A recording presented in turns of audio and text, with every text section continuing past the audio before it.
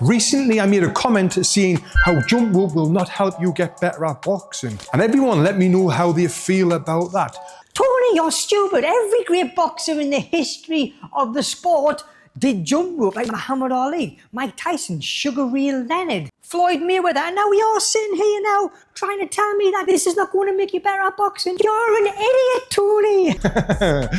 I get it, and you're right. Every great boxer in history did do jump rope as part of their training. But guess what? So did every terrible boxer use jump rope. Every novice, every journeyman, every club fighter, they all jumped rope. Because that's just what boxers do, we jump rope. We've always done it. But with the reaction that I got, maybe I was wrong. Maybe I owe the jump rope fanatics and boxing fanatics out there an apology, maybe. So in this video, we're going to take a closer look at the jump rope and some specific drills and the reason why it is good for training. And I'm going to give you some alternative drills as well that I guarantee will help you boxing. And let's get to the bottom of this to see if I'm right or wrong when I say this is not going to help you get better at boxing. Now, I used the jump rope throughout my full career where I won an Olympic medal. I used it as part of the warm-up and part of the cool-down. I've done some maths, and I've probably jumped over a rope maybe 10 million times in my life. And I want to have a little brag here. When I was on the Great Britain boxing team, I was definitely the best at jump rope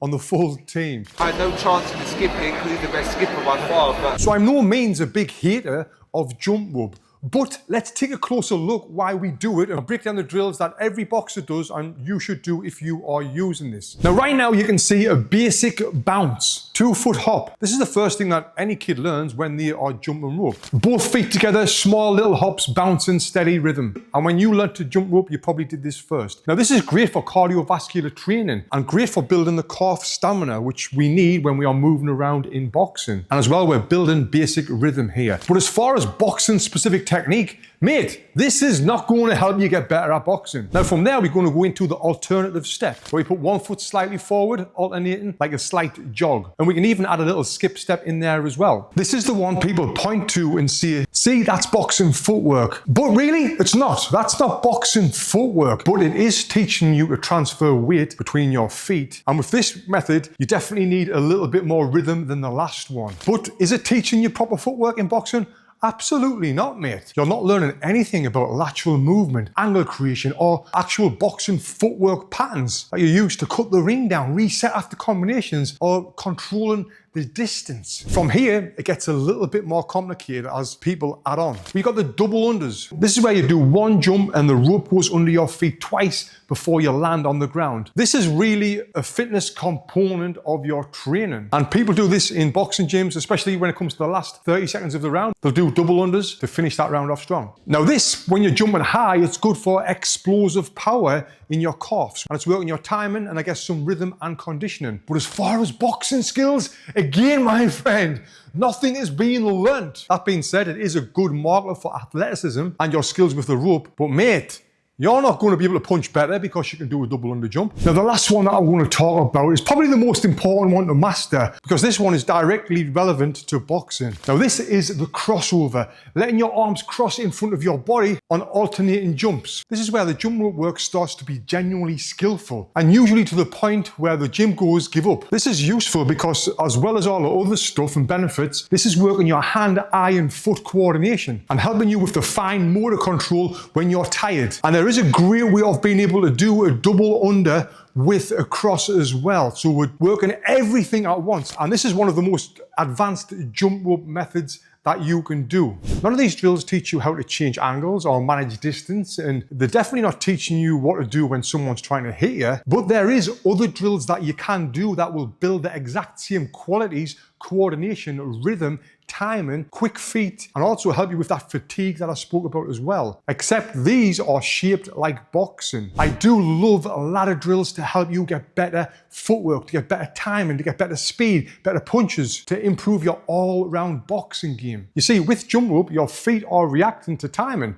With the ladder, your feet are reacting to the grid on the floor, forcing you to move specifically in a pattern under pressure. That's a much closer rehearsal to what your feet have to do mid-fight. Because in a fight, nobody cares how good you can do a double under. They care whether you can move your feet, get into range, or get out of range to be able to land punches. So if the argument for jump rope is it builds conditioning and rhythm that carries over to boxing, fine, 100%.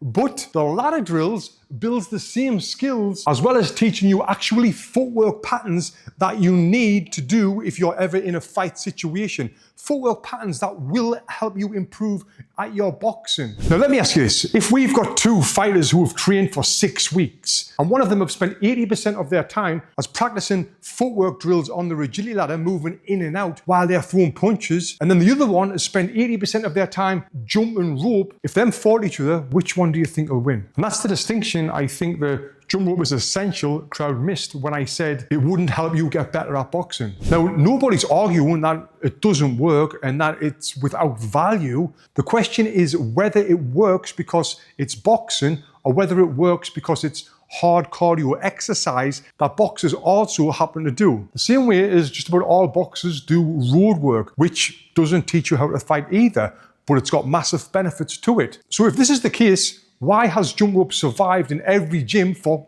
hundreds of years if it's not helping you directly get better at boxing? Well, it's cheap and it's portable. A jump rope costs next to nothing compared to bags or mitts or a boxing ring in that fact, or weights. So you can do it in a hotel room anywhere you want. And now we associate jump rope with the sport because of decades of footage of training camps, aesthetics, not because jump rope is teaching you how to fight. So where does this leave my apology? Am I taking that back? Well, not exactly. I never once said that jump rope was unimportant. I said that it wouldn't help you directly get better at boxing. Now, indirectly, jump rope can help you get better at boxing. You know the hand, eye, and foot coordination that we need to move and punch at the same time? You know the conditioning that we need to build to be able to last the rounds in boxing? Well, jump rope helps you with all of that. And I highly recommend that if you are boxing training, you do jump rope after you've done your warm-up because it has got so many great benefits to it. And if you are doing jump rope, I think you should mix it in with some strength work that you can do at home. Now, I've created a full video right here where I show you how to get stronger with some great exercise that you can do at home. If you click here and watch this video next.